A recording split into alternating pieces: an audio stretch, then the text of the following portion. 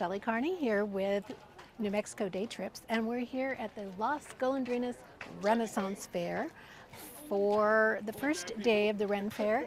It runs 2 days this weekend, Saturday and Sunday. We're here on Saturday to explore and see what's going on here at the Renaissance Fair. It's our first time at a Ren Fair, but not at Las Golondrinas. So Toby's going to check out a lot of the things that are inherent when you visit Las Golondrinas, and I'll be sharing some of the things from the Ren Fair. So let's go.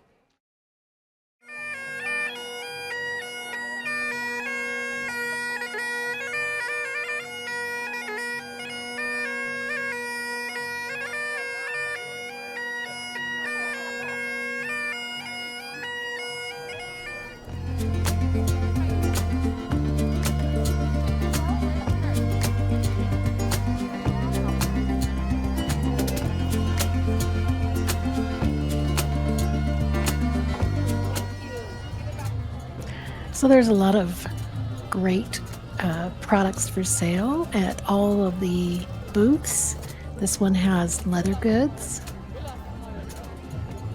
You can adopt a dragon for $5. A toy dragon for your kids. I think they use the scraps of the leather for that.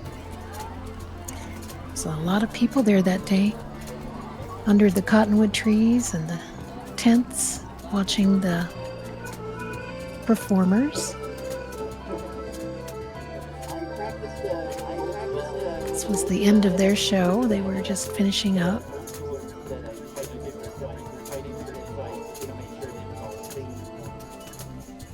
And part of the Renaissance Fair is the fairy world. And they have walk over a bridge, and they've got the bridge decorated with the third eye! The third eye! The third eye! I will protect you. I will protect you. My magic will stop. My magic will stop your soul from being stolen. These are a couple of workers there who lead you into the Shire, the fairy world.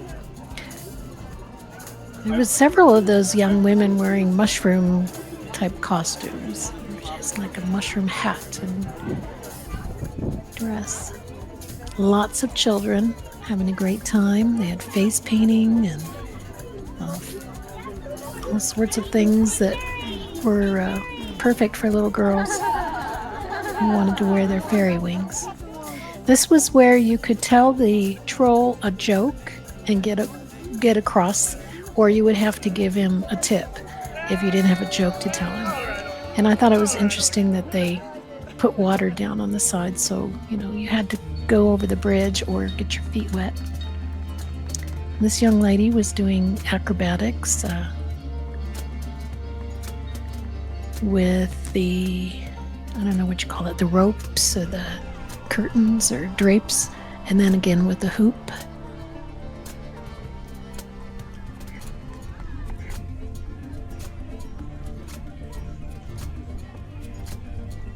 There was entertainment everywhere you looked, and they had characters that were walking around, so you could take pictures with them. And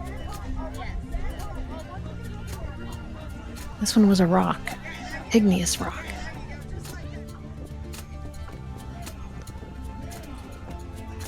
Lots of flowered crowns for sale, and costumes and wings that you could get if you hadn't already have your own costume. And here they had the knights. They were on horses, and they were going to do some dueling. And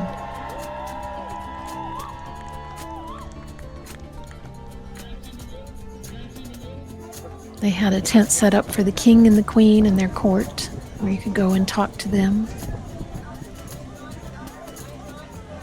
The kids seemed interested in that. There was a line for speaking to them.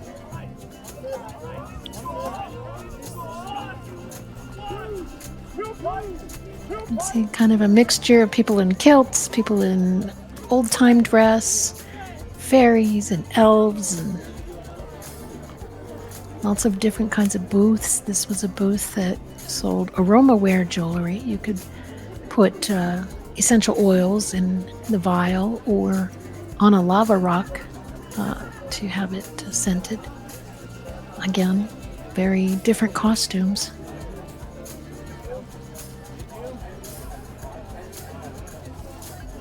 This is pretty much the entryway of where you come in at. The Spanish ladies dressed, wearing the Spanish finery and carrying their parasols. Sit up. Sit up.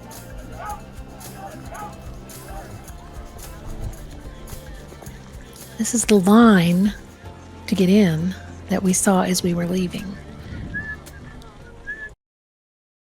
So one of the things I did while Shelley was shooting the B-roll of the event was I wanted to see some of the things in Las Golondrinas.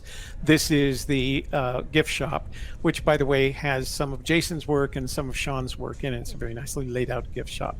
This is the church. Now, a lot of the facilities that you'll see on Golondrinas were handmade. They used the techniques that were familiar way back then to build them, including adobe and adobe coverings, and even the doors, for example, are all handmade. That was the church. As I said, this is the outside of the church. I didn't go in. I did go in, try to get some footage, but it was too dark. And then they have people, for example, this woman was baking rolls, but each of these plazas have hornos with them where that they actually do the baking in. This is one of the hornos, and they were just about to put the rolls in, and you can actually buy them afterwards. I was trying to get the footage before the crowds got big. As you can see, everything is laid out like a 16th, 17th century Spanish hacienda. I should mention that El Rancho de las Golondrinas was actually in my family. It was owned by Manuel Baja y Delgado, who's a great granduncle of mine. So there are some, for example, his casa is in there. The Casa Manuel Baja y Delgado is just on the other side on the bed behind me. And this is part of the farm area. This is called the hojalatero, and hojala is tin. And this is the tin shop. Jason wasn't there, but all those pieces in there were made by one or more members of my family, including my grandfather, my uncle, my mother, one of my brothers, and my son Jason. So most of it is fed with a variety of acequias. This is the acequia madre, or the mother creek, and this is how they move water and water the plants, bring water to the planting areas.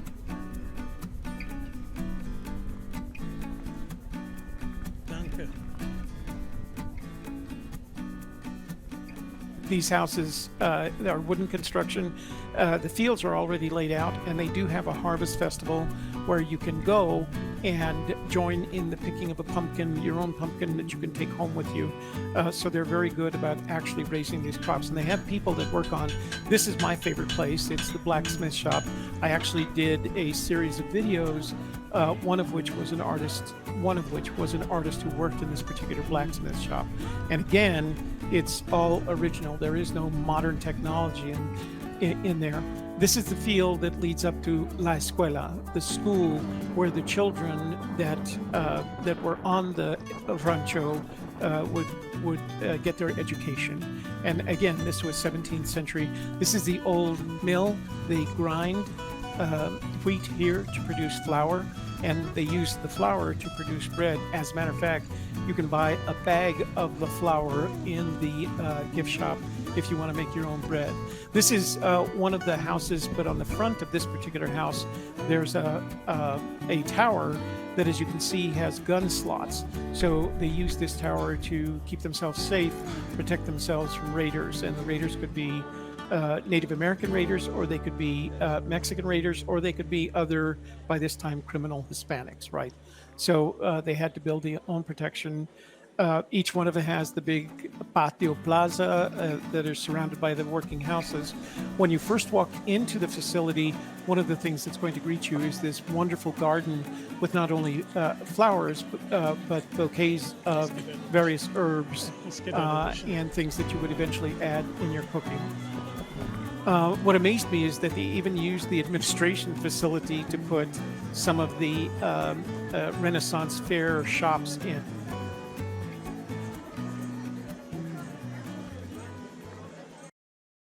What did you think of the Renaissance Fair?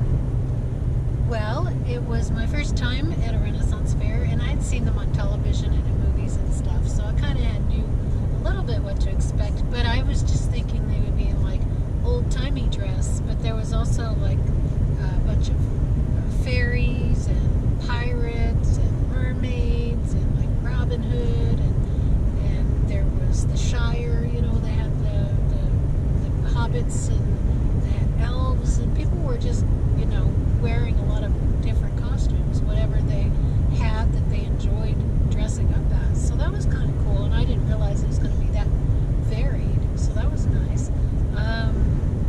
Really a lot of pirates. I had no idea there was so many pirates there, which is funny because the 19th is Talk Like a Pirate Day.